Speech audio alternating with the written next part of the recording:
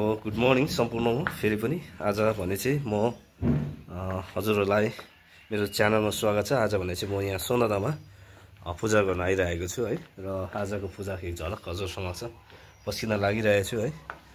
र हजुरहरूले मन पराइदिनुहुन्छ भन्ने पूर्ण आशा साँचेको छु है। र विशेष मेरो युट्युब च्यानलमा आज अहिले घरि चाहिँ म एकदम व्यस्तता भएको कारणले गर्दाखेरि केही पोस्टहरू गर्न सकिरहेको छुइनँ, भिडियो बनाएर हाल्न सकिरहेको छुइनँ।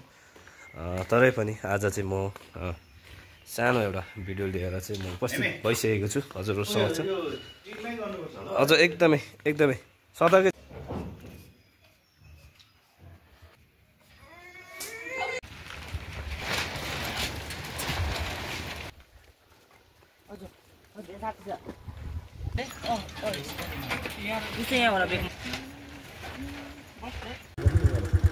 ल अहिले भने चाहिँ म विशेष चाहिँ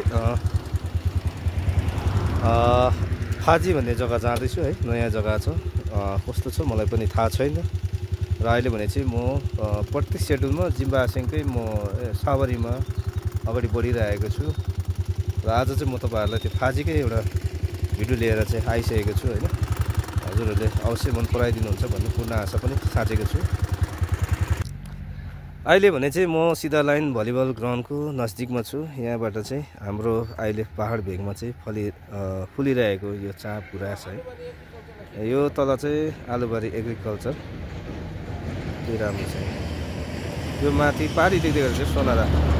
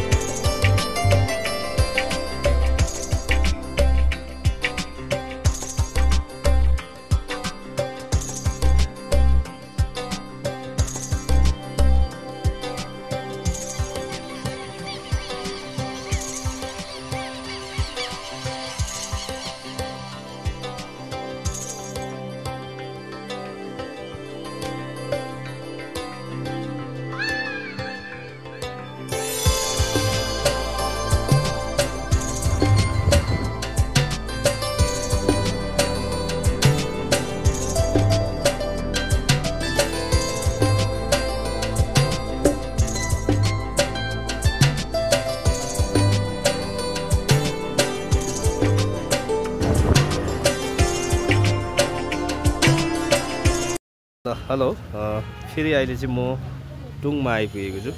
अब यहाँबाट चाहिँ मेरो सर्टकट राइट साइड हुने रहेछ। र म चाहिँ अहिले फास्ट भर्खर फाजीतर्फ लागिरहेको छु होइन। आज म टुङमा के रेस्ट गरिरहेको छु।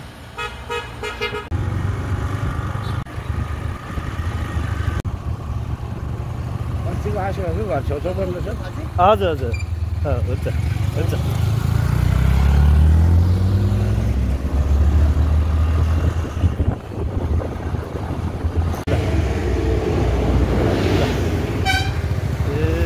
बाटो भएर जानु पर्दछ नि त है।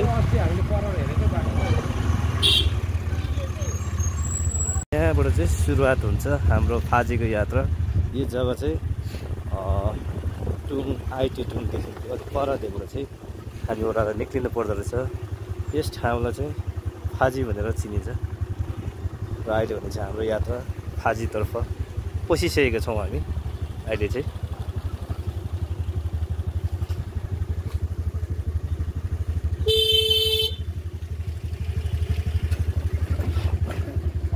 पारेर हेर्दाखेरि त्यो कलम काट्दैको काटेको जग्गाबाट गयो यता खिचेन हजुर हजुर औ यही बाटो हो ओह्रालो छ मैले भनेको नि ओह्रालो छ हाम्रो गाउँले भन्दा ओह्रालो भित्तामा ठुलोबाट उयो लेखेको थियो नि के भन्छ गोथल्स भनेर क्या पोस्टर बाटोमा सेतोमा लेखेको छ नि ओह्रालो छ मैले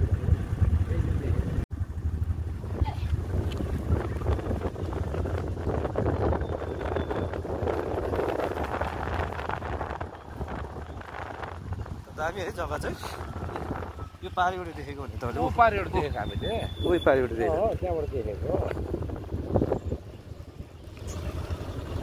मैले त्यो बाटो चाहिँ कहाँ जान्छ दामी रहेछ है त्यो बाटो चाहिँ कहाँ जान्छ हौ भनेर सोधेको नि म त पुसुमै घर जस्तो यति राम्रो जग्गा रहेछ नि त जहाँ चाहिँ अहिले म र जिम्बासिङ चाहिँ यात्रा सुरु गरिसकेको छौँ खरसाङको वरिपट्टि पऱ्यो खरसाङको वारिपट्टि टुङदिङ पनि है आइटी सिपाहीधुराको छेउछाउ सिपाहीधुराको छेउछाउ सिपाहीधुराको चाहिँ छेउ कहिले पनि हामी आइपुगेको थिएनौँ तर आज भने चाहिँ हामी नयाँ ठाउँको अनुभव लिइरहेको छौँ ओह्रालो छ यात्रा गरिरहेका छौँ हामीलाई आज नयाँ बाटो देखाउनको लागि उहाँ भाइ पनि हाम्रो गाइडलाइन अगाडि जानु हुँदैछ उहाँ चाहिँ हाम्रो गाइडलाइन हो यो चाहिँ बाटो देखाउनु भएको छ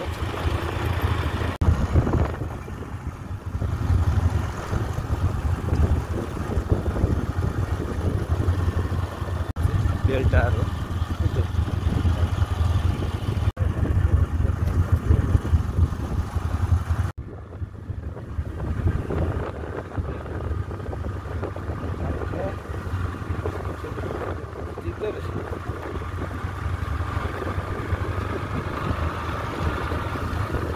तल चाहिँ दिदीहरू बेलटार हो कुन चाहिँ ऊ त टाढा कि त्यसको एकदम त्यो बुझ्यो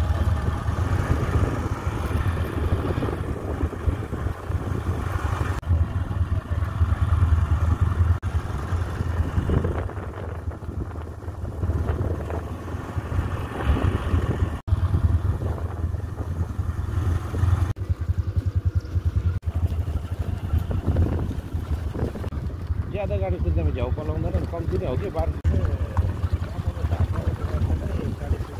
ल अहिले भने चाहिँ म फाजीमा आइपुगेको छु है मलाई पनि यस ठाउँको चाहिँ मलाई जानकारी थिएन अब यहाँ हाम्रो भाइले चाहिँ अब स्कुटी लिएर पनि आउँदैछ होइन बाइकले पनि देखाइरहेको छ र विशेष यो जग्गा चाहिँ यहाँबाट चाहिँ पारी देख्दै गरेको चाहिँ बेलटारदेखिको यो वारिपट्टिको गाउँलाई चाहिँ फाजी भनेर चिनिँदो रहेछ र म चाहिँ फर्स्ट टाइम यो जग्गामा आएको छु होइन हजुरहरूलाई कस्तो लाग्छ मेरो भिडियोमा है कमेन्ट्स गर्नु होला यस जग्गाको नाम चाहिँ फाजी भनेर चिनिन्छ भनेर मलाई भन्नुभएको छ होइन यो त उहाँहरू चाहिँ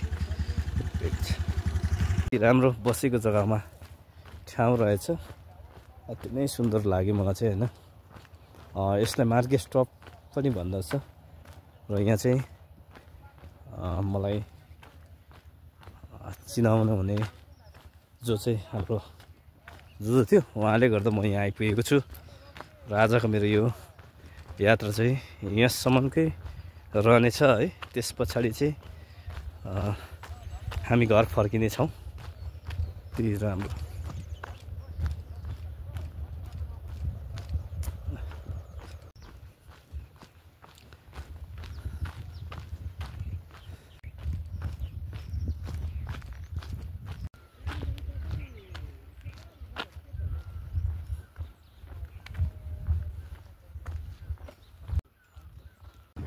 धन्न चाहिँ अलकत्र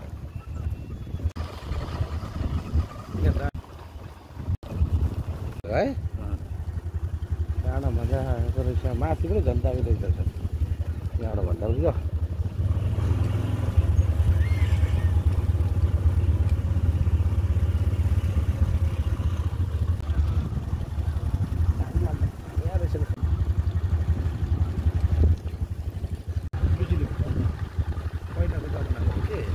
छ कि छैन हाम्रो गोर्खा थियो त क्या अहिले छ भन्दा होइन तर सुकिरहेको छ कति हुनुपर्छ यसको हिसाब गर्छु कन्डिसन गर्ने फाइनली म चाहिँ अहिले यहाँ आइपुगेको छु जोजोको घरमा।